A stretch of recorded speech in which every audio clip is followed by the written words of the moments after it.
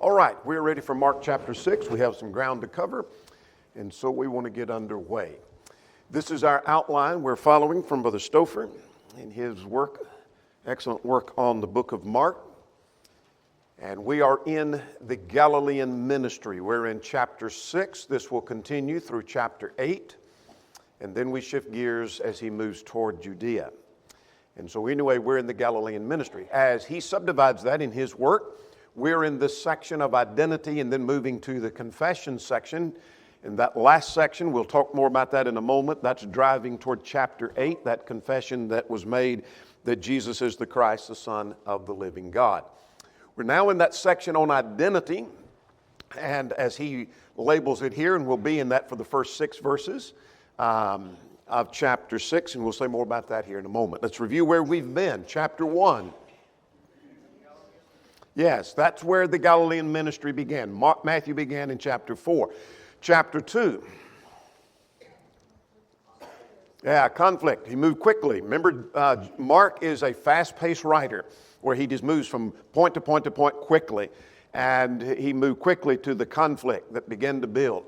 Chapter 3 dealt with the Sabbath controversy over the matter of healing. Chapter 4, parables. And that was in chapter 13 to kind of give a comparison how quickly Mark is getting to these points. Then chapter 5 last time dealt with 3 miracles. And now chapter 6, question number 1. What's the main point of chapter 6?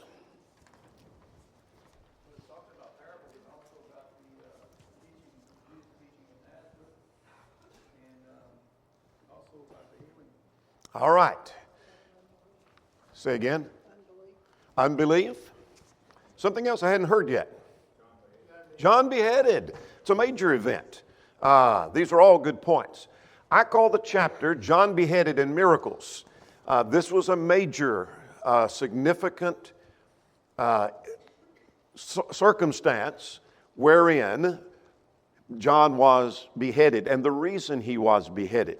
Chapter 14 of Matthew, if you want to get a comparison of how quickly Mark got to this, we're there at chapter 6, took 14 chapters for Matthew to get there.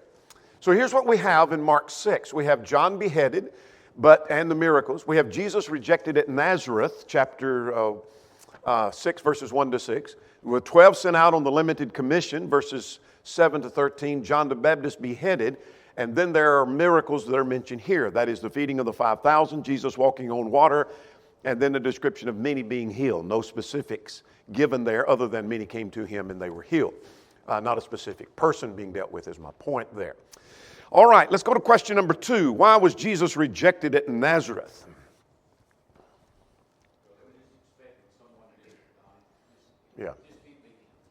Yeah. He's one of their own. And Jesus makes a point about that a prophet is not without honor except in his own country. That's a general principle that even applies to our own day and time. We'll say more about that in a moment. Plus, if Luke is the parallel account to this, big question, we'll talk about that in a moment. It was because in that event, in Luke, he claimed to be the fulfillment of Old Testament prophecy. And there is a question of whether Luke is parallel here. All right, let's get underway. We're talking about Jesus being rejected at Nazareth. Nazareth is not mentioned here in this account, but Jesus is already preaching in Galilee. This is his Galilean ministry. His hometown where he was raised is Nazareth. And so now verse 1 talks about he came to his own country. And if Luke be parallel, we're talking about the city of Nazareth. So he came to his own, the region of Nazareth, and we're going to see that they rejected him. Now, I want to look at the parallel account just for a moment. We're going to look at this several times. If you're trying to copy that, you would be better to ask to send me an email and sign up for the emails where you have a copy of these. So you don't have to copy this down, or just make a picture of it with your phone, whatever. But you're going to see this several times. But we have Mark's account, and then Matthew's parallel account, and then Luke's parallel account. But I put Luke in red because that may not be parallel. And we'll say more about that here in just a moment. But, let me go ahead and say something about Luke. Luke's account, I'm not sure if it's parallel. A.T. Robertson argues that Luke was not the same. Luke's account in Luke 4 is not the same as Matthew and Mark's account. And so does Stouffer argue the same thing, that Luke 4 was early in the Galilean ministry. And there are different events that take place there, such as he was given the book and he was asked to read from the book of Isaiah, and he read it, and then he closed the book, handed it back, and said that he was, and I'm paraphrasing, I am the fulfillment of the prophecy. Could that have fit here? Surely it could fit here. But they both argue that Luke is early in the Galilean ministry, Mark 6 and Matthew chapter 13 is late in the Galilean ministry and not the same. Now, for what that may be worth to us, I'm not sure, but here is a quote from Robertson. He said, there's no sufficient occasion to identify the visit of Nazareth with that described by Luke. This was at the very beginning of the great ministry in Galilee, and this was near its close.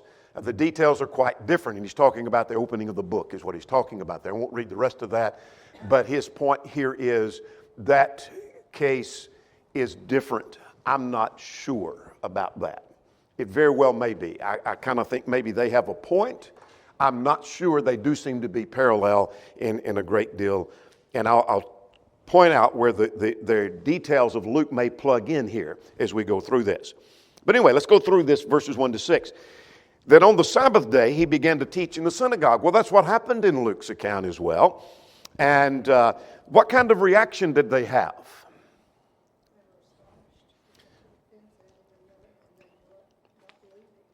All right. They're amazed because they said, where did this man get these things? And with what wisdom is this which is given to him and the mighty works that are performed? So they're alluding to the works, the miracles he's performed, and the wisdom with which he taught. This is not like a rabbi, a typical rabbi or a scribe. This is what kind of special wisdom has been given to this man that he teaches in this manner. And they're astonished and amazed. This, I thought, was the son of Mary. He's the carpenter, the son of Mary, the brother of James, Joseph, and Judas and Simon, and his sisters. In other words, we know the whole family. Now, Mark doesn't mention Joseph. Matthew does. Doesn't mention him by name, but mention him, Jesus being the carpenter's son. And so why did he not mention him? I don't know. We're not told. It's at this point where if Luke is parallel, it plugs in. Because when they raise the same question in Luke, that's what makes me think, kind of go back to that it may be parallel. It was at this point when Jesus said, I'm the fulfillment of prophecy, that they can't accept that we knew this guy. He grew up here. We know his family. We know his father. We know his mother. We know his sisters, and we know his brother. We know the whole family. And he grew up here. This could not be the fulfillment of the prophet that he's reading from. Does that make sense? So it very well may be parallel. That's where it would plug in if they indeed are parallel. And they were offended at him. In other words, they didn't accept that. Now, Jesus makes this point at verse 4, a prophet is not without honor except in his own country, among those of his own relatives, of his own household. What's that mean?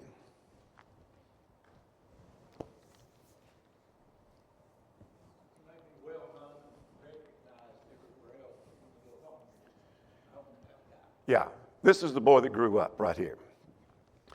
I once worked with a church where we had an elder there that was old enough he already had grandchildren, but there was an element in the church couldn't accept him. They wouldn't accept him. And he had grown kids, he had grandkids, but he's just a kid. What do you mean he's just a kid? Well, I remember babysitting and changing his diapers. See, they never let him grow up. He's just a kid in our eyes. I remember babysitting. I remember him playing in the yard. I remember babysitting him. And he's just a kid. They never let him grow up. I think that's part of the point Jesus is making, that hometown people don't accept him. We knew him. I knew him when he was growing up. They never let him grow up. And a prophet is not without honor except in his own country, Jesus said. Now, he did not do many works. Now, verse 5 deserves some comment. That he could not do mighty works there. except that he laid hand on a few sick people and he healed them. In other words, while he's in Nazareth in the region, he could not do many works. Now, why is that? Well, verse 6 explains, and so does Matthew's parallel account. He marveled because of their unbelief. I'll come back to that.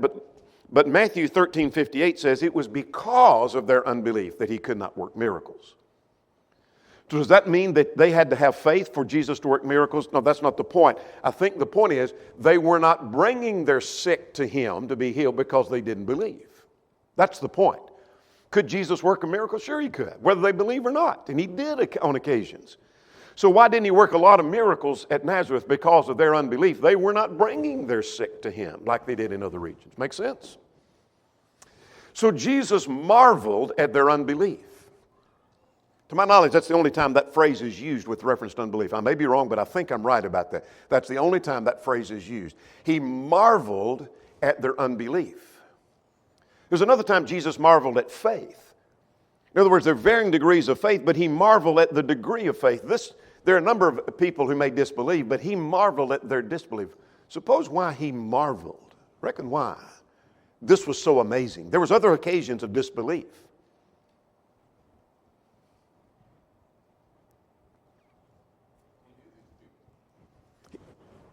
He knew these people. These were his own people. John 1 said he came into his own and his own received him not. It's more of a thought question. I'm not looking for one particular answer.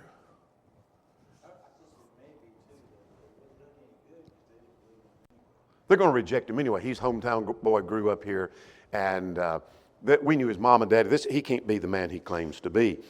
And so he marveled at their unbelief. This is amazing. And then he went about in the villages in a circuit teaching.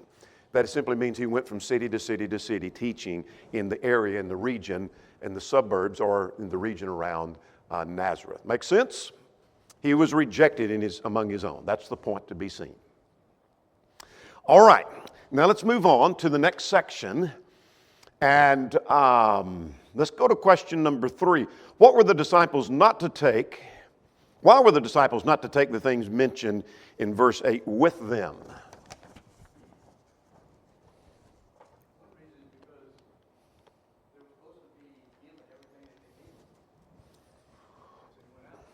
All right. Things are going to be provided for them.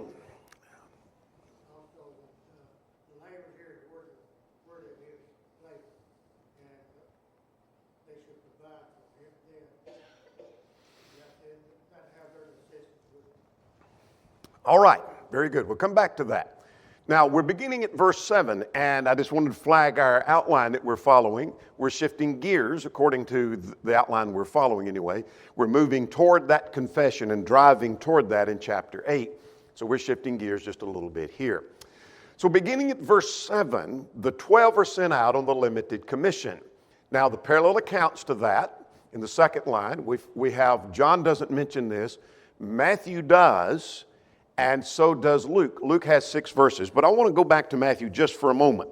We don't have time to read it. We don't have time to give the details. What I want you to see is Matthew gives us more details than does Mark. And you say, like what? Well, let's go over there and take just a quick glance at Matthew chapter 10. Matthew 10 identifies the names of the apostles going forth. Starting at verse 5, he sends them out. Might keep a finger there. We're going to make some comparisons in a moment to the things they took. And then Jesus explains to them the persecution they're going to face, beginning at verse 16, and how they handle that, and the effect of their message. It may bring division, verses 34 to 39, etc. And then the report comes back when they have finished that back in chapter 11 in verse 1.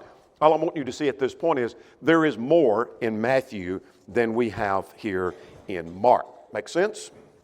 All right.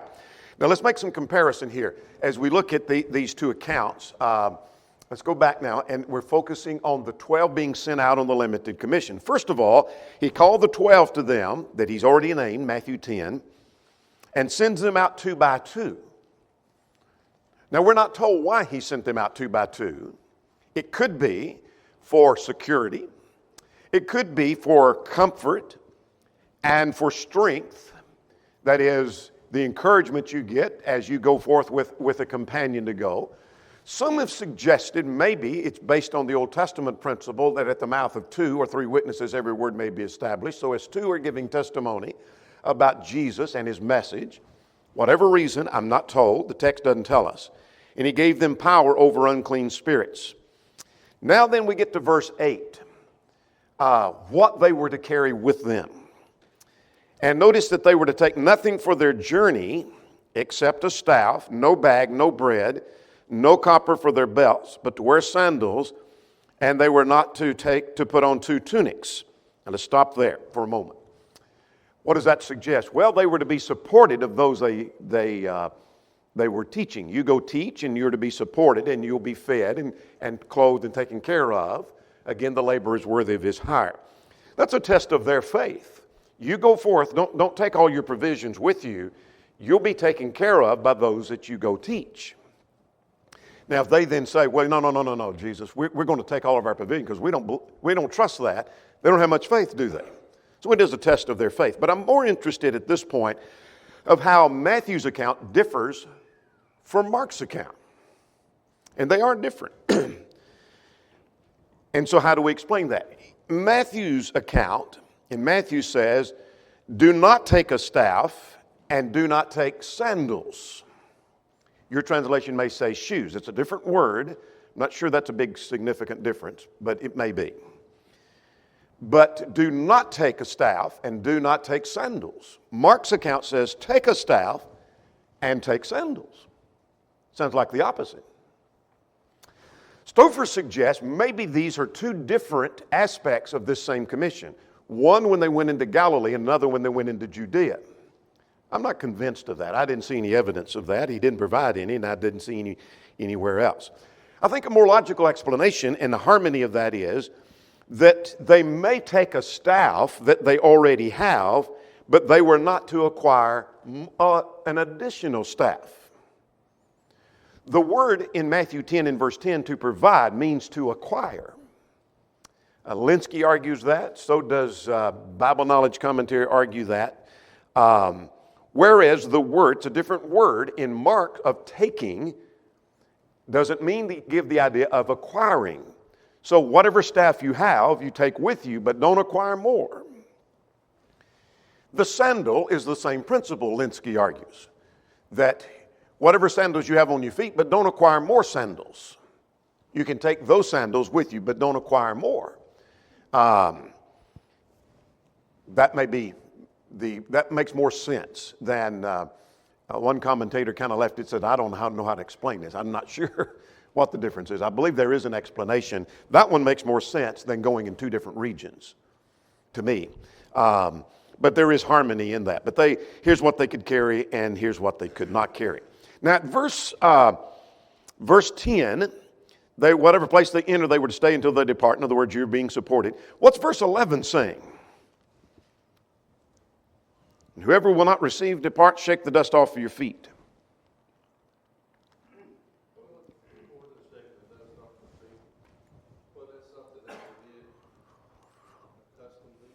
Yeah, as a Jew would go into Gentile territory, the custom, I'm told, would be, as they come out of that territory, to shake their garment, shake their feet, and get the dust so that they are symbolically removing the contamination of the Gentile and the pagan from them. And it was a symbol of disassociating themselves from the Gentile. So we've been among Gentiles. We're shaking that all off. We're disassociating ourselves. We don't want to be identified with pagans. Yeah, so that's the point. Here's the point here.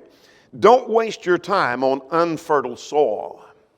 Is there ever a time you just give up and move on? Maybe you come back again and try, but you're trying to teach somebody and you're trying to teach somebody, they keep rejecting. Move on. Don't waste time on unfertile soil. It's a waste of time. They're not listening, they're not interested. Move on and go on to somewhere else. That's the point.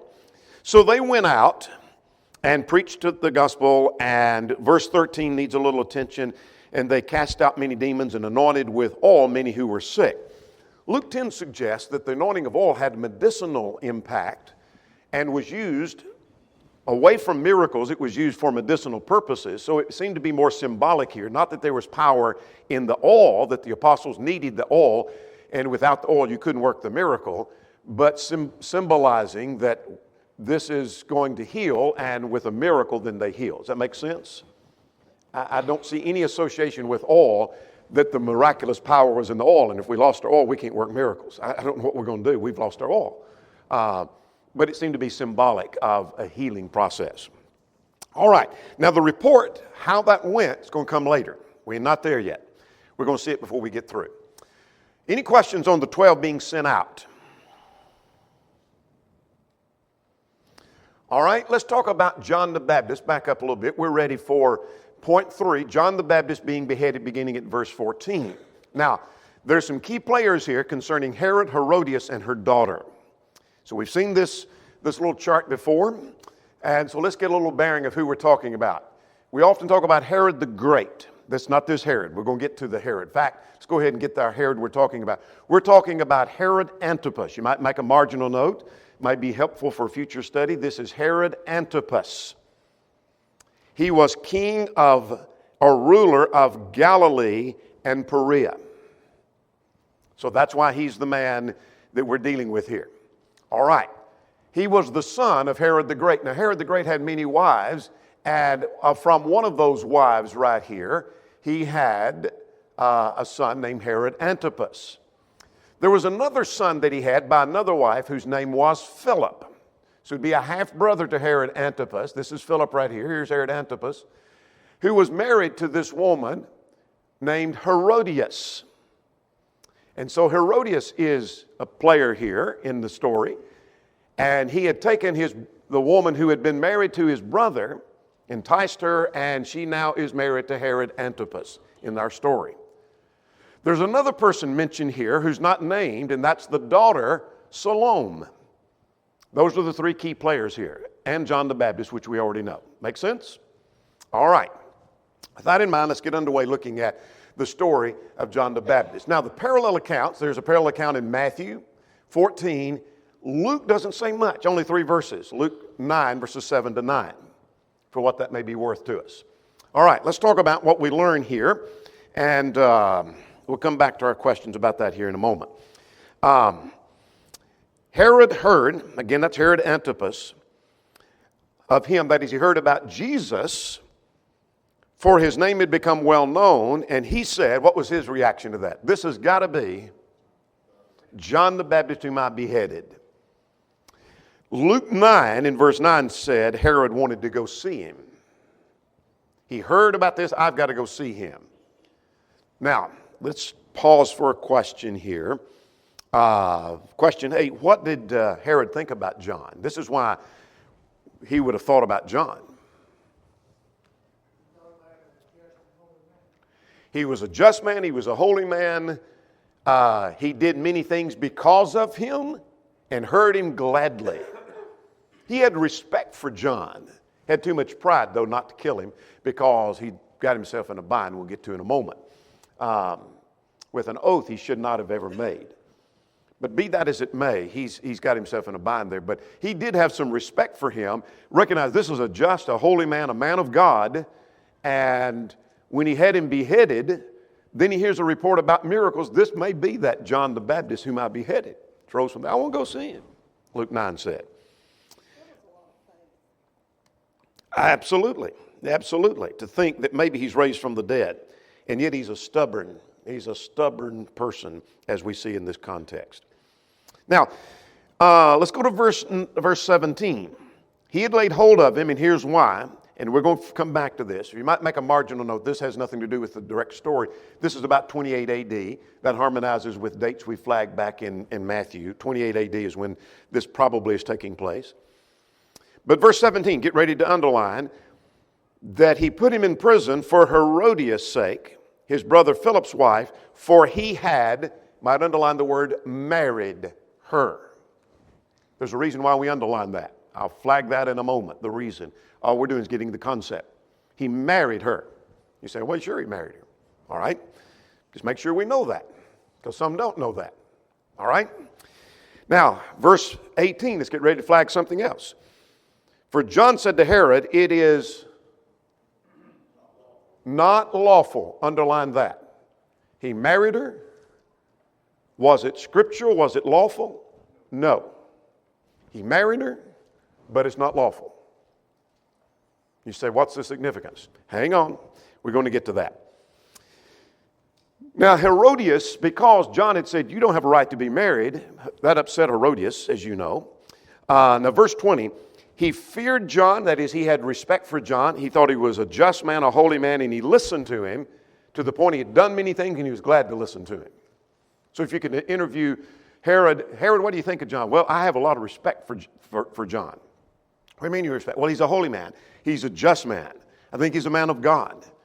Well, what about his preaching? Well, I listen to him a lot. I like to listen to him preach.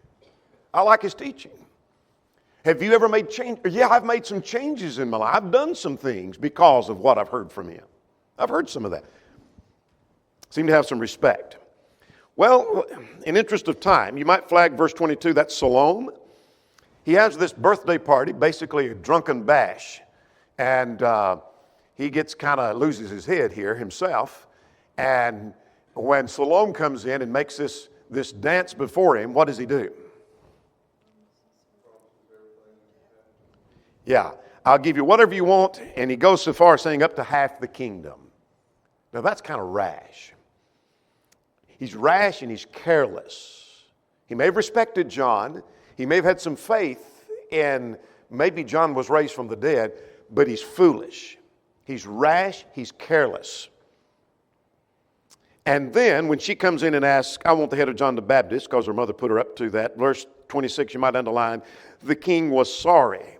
We often make promises and decisions in careless directions that later we look back and we regret. He was sorry. Wished I hadn't done that. That was kind of stupid to offer her half the kingdom. So he sent and had him beheaded. And so I'm rushing through that. That's familiar territory. And that's the end of that story for the moment. All right. John the Baptist is beheaded. Now, I want to talk about this principle right here because you'll see Mark 6 right here making a point. Most of the controversy over divorce and remarriage comes because of a failure to distinguish between the marriage and the bond. And when that is not made distinct, that leads to erroneous concepts. I'm convinced of that. I believe I can demonstrate that. That's another story. Now, those who say the marriage and the bond are the same will often use this language. They'll talk about this person being married, and if it's an unscriptural marriage, they'll say, well, they're not really married. They're married only in the eyes of men. They're not married in the eyes of God. It's not a real marriage. And if they're divorced and it's unscriptural, well, they're not really divorced. They're still married, but they're divorced only in the eyes of men, but not in the eyes of God. That's foolishness. The Bible doesn't use that terminology. When God approves of a marriage, what does he call it? Marriage. When God disapproves, it's ungodly, it's unscriptural, they'll lose their soul over it, God still calls it a marriage. Evidence? Remember where you underline? He married her. Was it lawful? It was not lawful. You underline that too. More evidence? The woman which hath an husband is bound by the law to her husband. Verse 3 of chapter 7 of Romans, woman which hath an husband is bound by the law to her husband so long as they live. So then if, verse 3, she be married to another man, she should be called an adulteress. Remember that? Matthew 19 says the same thing. You put away your mate and marry another, you commit adultery. Marry another. Same thing with divorce. When God approves, it was called putting away. When God does not approve, what did he call it? Putting away.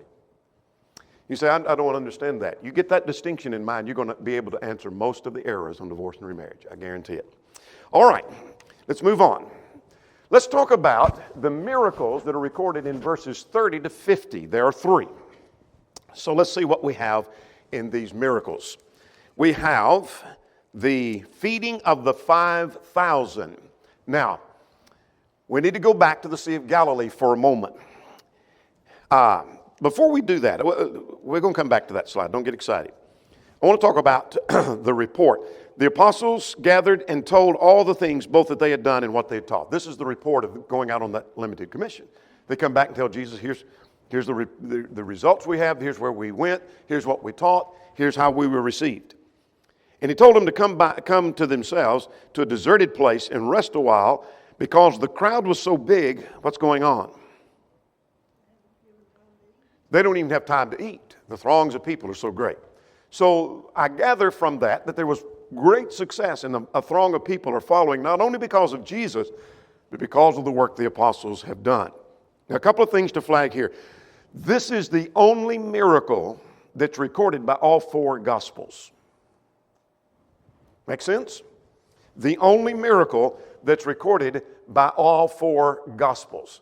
So here we have, on the third from the bottom, all four Gospels give a record of the feeding of the 5,000. What's the significance of that? I don't know. Just all four Gospels record that. Now, we have a little confusion over the city Bethsaida.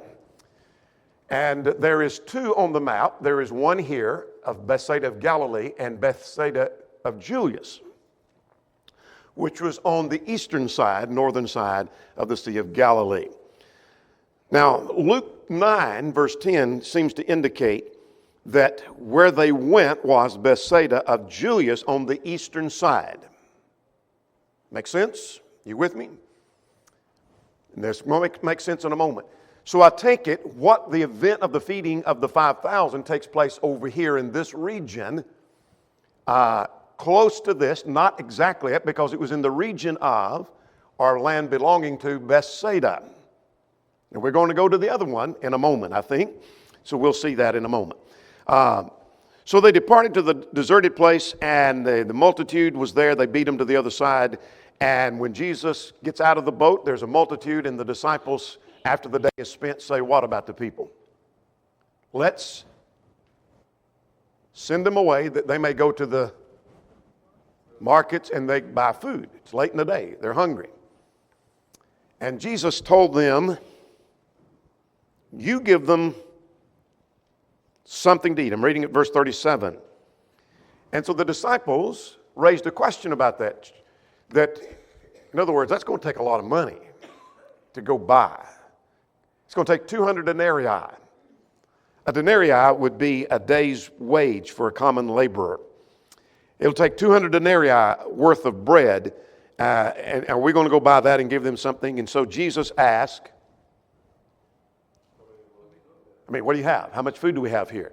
And they said, 5 loaves and 2 fish. Where'd they get that? From a little boy. What verse? It's not here. It's in John 6 and 9. They got it from a lad. So the parallel account does help us. They got that from a lad.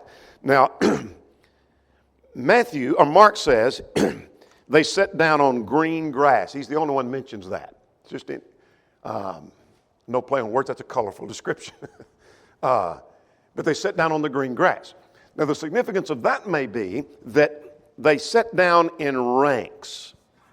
The word ranks literally gives the idea of garden plots, squares of garden plots. And they sat down by 50s and 100s, perhaps to give the impression of how large it was, but also to create aisleways for the apostles to go among them to distribute the food. And so several describe it as, if you could see a square on the hillside, on the green grass, you see a square of about 50 people, and another square of 50 people, and another square of 50 people. And so they're in groups of 50 and hundreds, and totaling how many? Let's get down to verse 44. 5,000 total men. So how many? I don't know, but that's counting the men. The Jews generally in numbering would count the men. Doesn't mean the women aren't important. It just simply means that they didn't count them in the number. So the number was larger than 5,000. We have practices like that. I was just talking to Tom a moment ago. If I ask Tom, how many cows do you have? He may say, I have X number of cows. Well, I've counted more than that. I counted around 100 more than that. Well, you didn't ask about how many cattle I have. See the difference? You're counting the men, but you're not counting all the others there. And that's how the Jews counted. But anyway, be that as it may, the number is larger than that. Perhaps 10,000 or larger are being fed. 5,000 was an amazing number. This is getting even more amazing. Yeah. So, When they get through feeding them, they divided among them all. Verse 42. What do we have at verse 42?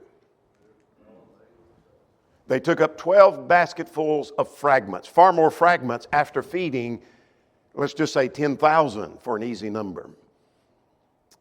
When they fed all this crowd, they have the fragments. And here's what we learn from that. Jesus has power over quantity. He has power over nature. We're going to see that. He has power over nature. He has power over quantity. All right, let's move on to the next miracle. Jesus walks on the water. Now they took the boat and they went to, verse 45, to Bethsaida. I thought that's where they were. There's another Bethsaida. Remember that? So they seem to be going from this eastern side to the western side toward Galilee. And John 6:15 tells us that it was at this point they were wanting to seize Jesus and make him king. If he can work these miracles, he may help us to overthrow the government. He's not interested in that. They're going to seek to make him king. So he sent the disciples away. He went to the mountain to pray by himself. Now what happens? So this is happening in this northern part of the sea. He sends them on across over here to Bethsaida. And as they're making their way over, in the middle of the night, about the fourth watch, make a marginal note, that's from 3 a.m. to 6 a.m. That's the fourth watch. So this is the early hours of the morning. They're out in the sea by themselves.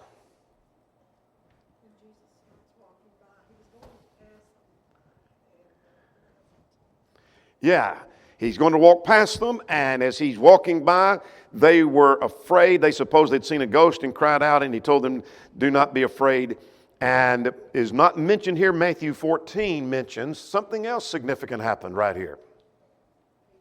Peter said, if it's you, bid me to come to you. And he did. Remember that? And Peter walked on water. So you might flag right here in the margin. Matthew 14 says Peter walked on water about this point. All right? Then Jesus got in the boat with them. John says they suddenly then were at the land, which I take to be another miracle, but you may not. Now, verse 52 said they did not understand about the loaves because their heart was hardened. In other words, this shouldn't have been so amazing, Jesus walking on water, if he could feed 10,000 people. But they're slow grasping. Get the point? All right. One more section and we're done. Start at verse 53. What's going on in 53 to 56? Many were healed.